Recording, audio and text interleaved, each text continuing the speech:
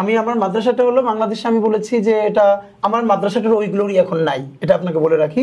মানে এই জার্নিটা তো 8-10 বছর আগে এটাকে এন্ড করে দিয়েছে, আমাদের সময় ছিল 10-12 বছর ধরে।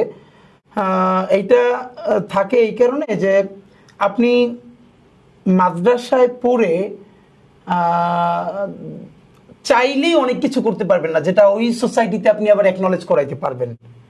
এখন আমার জন্য যেটা সুবিধা হয়েছিল, ধরেন আমরা 6 ভাই বোন, আমি যে আমার আপন বড় ভাইয়ের কথা বললাম, উনি বাংলাদেশের একজন খুব ব্রিলিয়ান্ট আলেম এবং একটা বিখ্যাত মসজিদের খতিব, প্রিন্সিপাল। উনি এত ভালো রবীন্দ্রসঙ্গীত গান, আমরা বাসায় আমরা যখন ছোট, মিউজিক ছাড়া অফকোর্স, মানে আমার মনে আছে ওই যে দিনগুলি মোর সোনার খাঁচায় রইল না, এইটা আমরা বাসায়, এবং আমাদের বাসার মতো আমি আর দেখিনি যে আমার আব্বা প্রচন্ড কনজারভেটিভ, মানে সে অনেক বড় আলেম, আমার লিডিং আলেম আমার সোসাইটিতে। সেই বাসায় আমরা 6 ভাই বোন বসে, আমার বড় ভাই হয়তো রবীন্দ্রসঙ্গীত গাচ্ছে, আমি বক্তৃতা শোনাচ্ছি যে কালকে প্রোগ্রামে কোথায় যাব, আমার মেজো ভাই সে আর একটা বক্তৃতা রেডি করতেছে। আমার খুব মনে আছে যে আমার আব্বাকে অনেকে বলতো যে আব্বা আমাদেরকে দিয়ে মানে এক গ্লাস পানিও ঢালান না।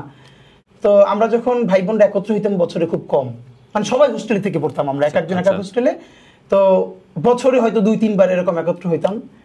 তো আব্বা যদি প্রচন্ড কোনো অসুস্থ থাকতো, এখন খুব খারাপ লাগে ফিল করে, আব্বা আমরা যখন ভাই বোন আড্ডা দিচ্ছি, এই আড্ডা যেন 1 মিনিট ব্যাহত না হয়, আব্বা বারবার নিজে যাইতেন বাইরে কিছু আনতে।